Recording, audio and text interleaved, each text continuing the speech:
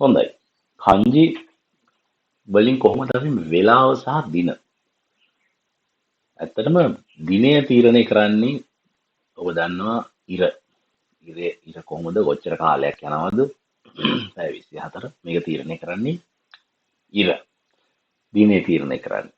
ඒ විතරක් නෙවෙයි ඔයගොල්ලෝ දන්නවද ජපානයේ රජ පෙළපත ආරම්භ වෙනවා කියන විශ්වාසය තියෙන්නේ සූර්ය දෙවියන්ගේ. එතකොට ඉර තාම පැරණි ජපාන් රජ පෙළපතත් පැරණි. ඒ හින්දා මේ ඉර කියන කන්ජිය නිහොන් කියලා කියනකොට නී ශබ්දය ගන්න ජපන් භාෂාවේ පාවිච්චි කරනවා. ඊළඟට නිචි කියන එකට නිචි යෝබි කියන එකේ නිචි කියන එකත් ඉර කියන කන්ජිය බී කියන එකත් ඉර කියන කන්ජිය. නිචි යෝබි කියලා කියන්නේ ඉරිදට.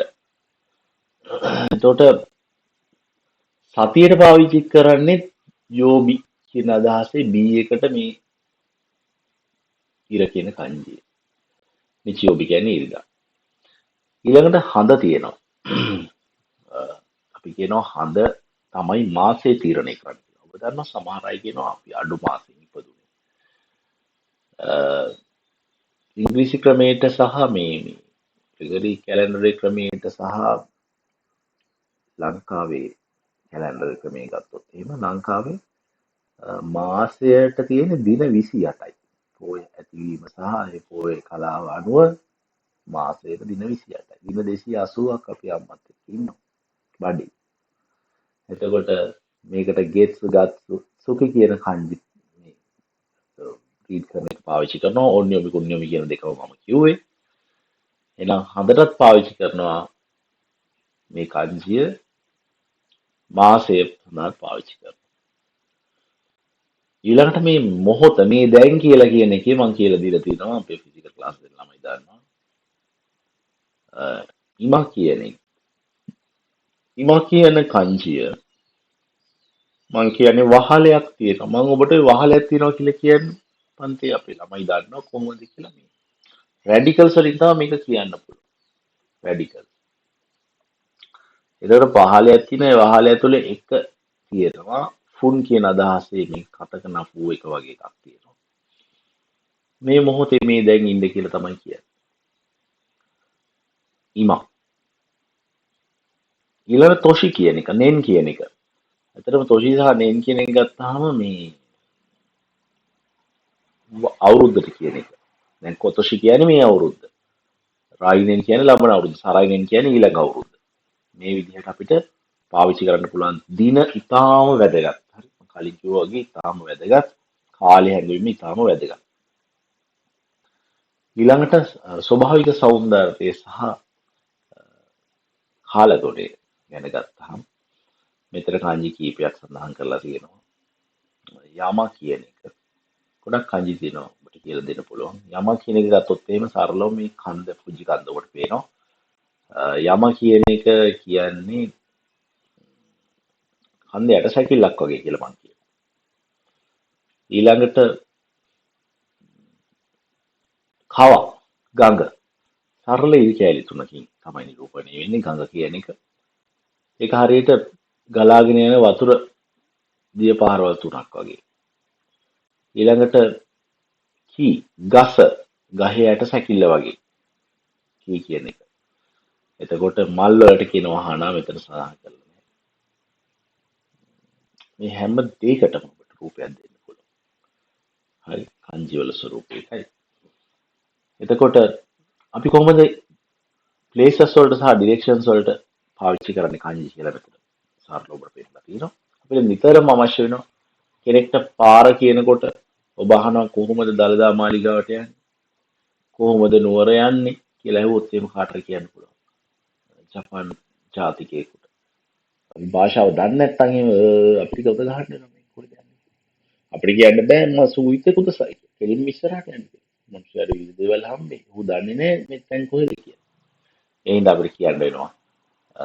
දකුණට හැරෙන්න, වමට හැරෙන්න, කෙලින්ම යන්න. එහෙම හදපුණු හරි තියනවාද? නැගෙනහිර පැත්තේ මොකද්ද තියෙන්නේ මේ යන ආදී වශයෙන් අපිට කියන්න පුළුවන්. එතකොට මේකේ මුලින්ම දක්වලා තියෙනවා දිශාවන් ටික ප්‍රධාන දිශාවන් හතර දක්වලා තියෙනවා. නැගෙනහිර බටහිර දකුණ සහ උතුර. නැගෙනහිර ගත්තාම ඔබට පේනවා ගහක් අතරින් ඉර රැඟගෙන එනවා. ඔය විමසිල්ලෙන් බැලුවොත් ඔබට පේනේ. අපි කියනවා හිගෂි කියලා මේක. හිගෂි කියලා කියනවා. හිගෂි කියන්නේ නැගෙනහිර, නිෂි කියන්නේ ඊළඟට බටහිර. මම කියලා තිනවා වල දාලා තිනවා මිනිස්සුක කකුල් දෙක විතරයි පේන්නේ, පෙට්ටිය තියෙනවා, ඔළුව පේන්නේ නැහැ. ඔළුව බටහිර පැත්තට වල දාලායි තියෙන්නේ. ඊළඟට දකුණ ගත්තොත් එහෙම මිනමි කියලා කියනවා. දකුණ වල දෙකක් තියෙනවා. එකක් මේ අපේ අතපැත්ත අත දකුණු අත. ඒක නිරන්තරයෙන් වෙනස් වෙනවා. නමුත් මේ කියන මිනමි කියන දකුණ වෙනස් වෙන්නේ නැහැ. ඇයි ඒක ඒක ස්වභාවයෙන්ම මේ ද්‍රව්‍ය දකුණ තමයි මේ කියන්නේ. ඊළඟ නෝත් උතුර කියන එක අපි ගත්තොත් එහෙම කිතා උතුර. උතුරේ ඉන්නේ මේ හිම පදින මිනිස්සු දෙන්නෙක්. ඔබට අවශ්‍ය නම් මට ඇඳලා පෙන්නන්න පුළුවන්. ඊළඟ උයේ සහ ශීතා උඩ සහ යට තියෙනවා. පොළවෙන් උඩට ඇවිල්ලා තියෙන ගහක අත්තක් දකුණු පැත්තේ තියෙනවා. දකුණු පැත්තට හැරිලා පොළවේ යට තියෙන මුලක් තමයි ශීතා කිලින්ගේ පෙන්නන්නේ. ඊට පස්සේ පහලින් දීලා දිනවා දකුණ සහ වම. මම කියවනේ දෙකක් තියෙනවා කියලා. මේ වම කියන්නේ වම් අත පැත්ත.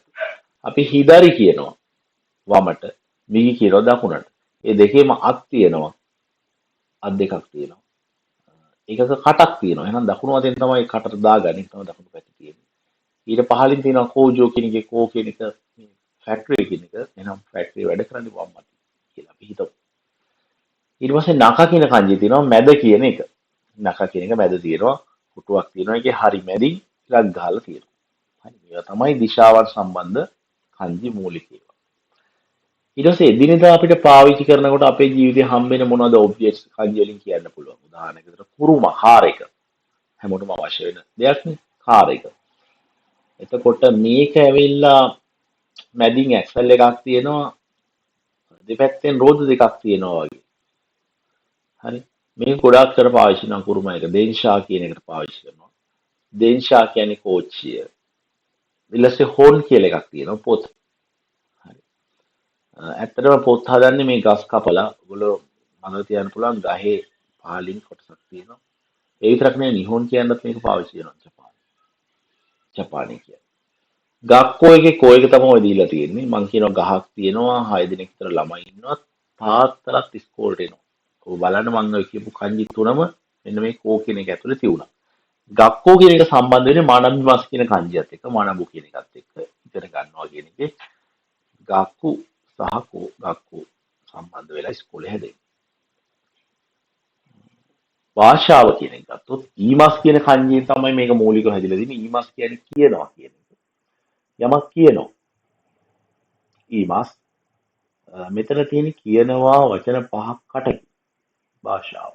ගෝ යටින් ඔබට දෙන උදාහරණයක් නිහොංගෝ කියන නිහොංගෝ චූගෝ කියන කියන භාෂාව සියල්ගෝ කියන සිංහල භාෂාව මේ විදිහට මොනවද අපි එදිනෙදා කරන දේවල් අපි යනවා බලනවා බොනවා කනවා මූලික ක්‍රියාවල් කීපයක් දීලා තියෙන මෙතන ඔබට දැනුවත් වෙන්න අපි ක්‍රියාපද 346ක් සාකච්ඡා කරනවා N5 වලට අපි ක්‍රියාපද 121ක් සාකච්ඡා කරනවා විභාගයට අත්‍යවශ්‍ය කරන දේවල් එතකොට මේ ගෝ කියන එක ඉකිමාස් කියන එක ඉකු කියන එක ඔබට පේනවා නම් තොප්පි දෙකක් දාගත්ත මිනිස්සෙක් ඇවිදගෙන යනවා මිනිස්සු දෙන්නෙක් ඇවිදගෙන යනවා ඉකිමාස් ඉකු කියලා කියන්නේ ඩික්ෂනරි ෆෝම් එක මිමාස් කියන්නේ බලනවා ඇස් දෙකක් තියෙනවා ඔබට පේනවා මේ කියන kanjiයට කකුල් දෙකක් ඇවිල්ලා තියෙනවා හරි බලනවට මිමාස් බොනවා කියන එකේ කනවා කියන එකේ දෙකේම තියෙන්නේ මම කියලා දෙන්න තමයි ඔයගොල්ලන්ට රාක දෙකක් තියෙනවා ඒ රාක දෙකේ බීම වර්ග තියෙනවා කැම වර්ග තියෙනවා බොන මිනිස්සයාව නම් පැහැදිලිව දක්වලා තියෙනවා එයාගේ අපිට බියර්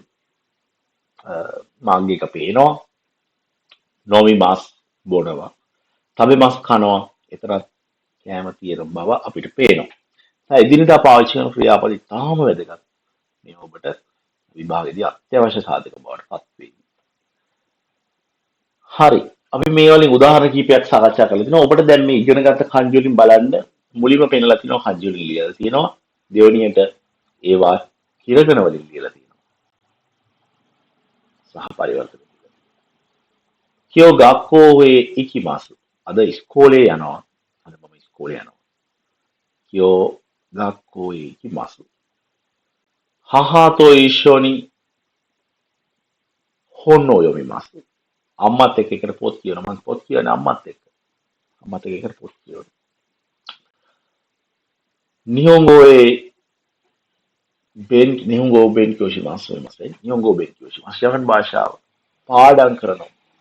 එහෙනම් ජපන් භාෂාව ඉගෙන ගන්නවා කියලා කියන්න පුළුවන්. මේ වගේ උදාහරණ වාක්‍ය අපිට ඕන ප්‍රමාණයක් හදන්න පුළුවන්. කොහොමද මේ kanji මතක තියාගන්නේ? මිනිස්සුන් තියෙන ලොකුම ආර්බුදය තමයි මේ මතක තබයි. මතක තියාගන්න අපිට ඔබට කීපයක් උදාහරණ දෙන්න පුළුවන්. මේවට මොනවා හරි පොයින්ට්ස් ටිකක් දෙන්න පුළුවන්. ටිප්ස් ටිකක්. පළවෙනි එක තමයි ඔබ මේ kanji ඔබේ හිතෙන් දකින්න ඕනේ. විෂුවලයිස් කරන්න ඕනේ. විෂුවලයිස් කරොත් තමයි ඔබට මතක තියාගන්න පුළුවන් මූලිකම දේ. හරි. නිතර ඔබට මේ kanji වලට යමක් එකතු කරගන්න මතක තියාගන්න පුළුවන් ඔබේ දිනදා ජීවිතේ. ඔබ නිතර මේවා මතක් කරන තැනටපත් කරගන්න. ඊළඟට මොනවා හරි kanji ප්‍රැක්ටිස් කරන එක. ප්‍රැක්ටිස් කරන එක කරන්න ක්‍රමයක් තියෙනවා. මූලිකම ක්‍රමය අපි දන්නවා ලියන එක. ගොඩාක් අය මේක සියවතාවක් විතර ලියනවා. එක මේක ලියාගෙන ෆොටෝ වල යනවා මම දැකලා තියෙනවා. අතිශය සාර්ථක නොවුනත් සාර්ථක ක්‍රමවේදයක්. ඔබ හැබැයි නිතිපතා මේ කළ යුතුයි. ඊළඟට අපි ඇත්තටම කොහොමද kanji ගොඩක් අය කරන්නේ මේ ඔන්යොමි සහ කුණ්‍යොමි භාවිතා කරන එක. ඔන්යොමි සහ කුණ්‍යොමි භාවිතා කරලා අපිට මේක මතක තියාගන්න මම හිතන්නේ ගොඩාක් පහසුයි කියලා. නමුත් ඒක වැදගත් ඊටත් වඩා වැදගත් කොහොමද මේවා වාක්‍ය ඇතුලේ සහ වචන ඇතුලේ kanji යෙදෙන්නේ කියන එක. එතකොට එහෙම මතක තියාගන්න ගියම අපිට මේක පහසුයි. උදාහරණයක් විදිහට නිහොන් කියන එක ගත්තොත් එහෙම නියන්නයි හොන් එකයි kanji යෙදෙන ආකාරය අපිට මතක් වෙනවා. එතකොට නිචි යෝබි කියනකොටත් ඔබට මතක් වෙනවා. ඒ නී කියන kanjiයම නිචි කියලා අදහසිනුත් යෙදෙනව නේද? බී කියලා අදහසිනුත් යෙදෙනව නේද? කියලා ඔබට මතක් වේවි. ඒ නිසා වචන සහ වාක්‍ය ඇතුළේ මේ kanji කොහොමද කියවන්නේ කියන එක ඔබ අධ්‍යයනය කළ යුතුයි. ඊළඟට අපි ගන්නවා මේ daily review එකක් කරන එක. දිනපතාම අන්න ඒක තමයි වැදගත්. මෙතන වැදගත් වචන දෙකක් consistent. consistent. මේ consistency එක නැති වුණාම තමයි මේ ප්‍රශ්නේ තියෙන්නේ ගොඩක් අයට. හැමදාම කරන්නේ නැහැ. අදත් කරන්න ඕනේ, හෙටත් කරන්න ඕනේ, අනිද්දාත් කරන්න ඕනේ. එහෙම නිතිපතා කරගෙන ගියොත් තමයි මේකේ සාර්ථක ප්‍රතිඵල ඔබට මතකේ තියාගන්න පුළුවන්. එතකොට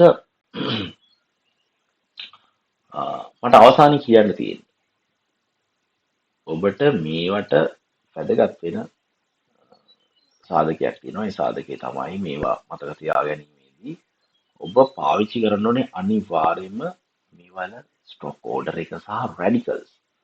මොනවද මේ කියන ස්ටොක් ඕඩර් එක හා රැඩිකල්ස් කියලා කියන්නේ? ඕනෑම kanjiයක් ඔබට ලියාගෙන යද්දී ඒ kanjiය ලියන අනුපිළිවෙලක් තියෙනවා. අනුපිළිවෙල හරිම වැදගත්. මිනිස්සු තඹස් සතේකට ගණන් ගන්න මේ අනුපිළිවෙල. නමුත් ඒක වැදගත්. ඔබේ මතකෙ දියුණු කරන්න ඒක ඉතාම වැදගත්. රැඩිකල්ස් එක විශේෂ කියන්නේ. ඔබට මං කිව්වා අර හිගාෂි කියන kanji එක ගත්තොත් එහෙම අපි ගත්තොත් මොනවද ඒකට කියන්නේ? හිගාෂි නැගෙනහිර කියන එකේදී ඔබට මං කිව්වා ඉර පායලා යනවා ගහක් අතරින් කියලා ඔබට පේනවා කියලා. මම ඉර කියලා කිව්වේ kanjiය අපි රැඩිකල් එක පාවිච්චි කරන ඉර. ඒක කොතනක දැක්කත් ඉරක් තමයි. හරි. අන්න ඒ විදිහට අපිට පොදු තැන්වලදී කකුල් දෙක අපිට ගන්න පුළුවන් මිනිස් කකුල් තියෙනවා, කුරුමින් කකුල් තියෙනවා. පොදු හැම තැනකම පොදු රැඩිකල්. ඊළඟට අපිට පුළුවන් quality resources පාවිච්චි කරන්න. උදාහරණයකට JLPT වල තියෙන ස්ටෑන්ඩඩ් බුක් සෙට් එක පාවිච්චි කරන්න පුළුවන්. නියොංගොසෝ මතම පාවිච්චි කරන්න පුළුවන්. මීනෝ නියොංගෝ පොත පාවිච්චි කරන්න පුළුවන්. මේවා ඉතාම වැදගත් ඔබ නිවැරදි resources පාවිච්චි කරන්න. මං කියන notes ගොඩ දාන්න එපා. ලංකාවේ බැරෑරු notes ගොඩාක් මිනිස්සු ලියලා තියෙනවා. මං කියන්නේ ඔබ ජපනිස් වලින් ජපාන් ඉගෙන ගන්න. ඉංග්‍රීසියෙන් ජපාන් ඉගෙන ගන්න යන්න එපා. ජපනිස් වලින් ඉගෙන ගන්න. සිංහල ඉගෙනනට වඩා ඔබට ඉතා පහසුයි ඒක. ඊළඟට ඔබට පුළුවන් මේ කවුරුත් නොකරන දෙයක් මම මේ දාලා තියෙන්නේ මොකද්ද? track your progress. වාගේ ප්‍රගතිය පරීක්ෂා කරන්න ඕනේ. ඔබට පුළුවන් කොහොමද මොනවා හරි අපිට දැන් තියෙන ඕන තරම් මේ ටෙස්ට් තියෙනවා. මම ඒක යෝජනා කරනවා. අපි ලබා දෙනවා apps මේවට. අනිවාර්යයෙන්ම ඔබේ විභාගයට පැමිණෙන ආකාරයේ ප්‍රශ්න තියෙනවා. ස්ටෑන්ඩඩ් apps තියෙනවා. අපි කරලා බලපුවා. මම 50කට වඩා apps කරලා තියෙනවා. ඒ හැම එකක් එක්කම ඔබට යම්කිසි අත්දැකීම් ලබා දෙන්න පුළුවන්. හැබැයි අනිවාර්ය වැදගත් දේ ඔබ ප්‍රැක්ටිස් ටෙස්ට් කළ යුතුමයි. එක් කළ යුතුමයි. එහෙනම් අපි නැවත මේ වගේ සෙෂන් එකකින් හම්බෙමු. ඔබට වටිනා දැනුමක් එක්ක. සියලු දෙනාටම සුබ දවසක්.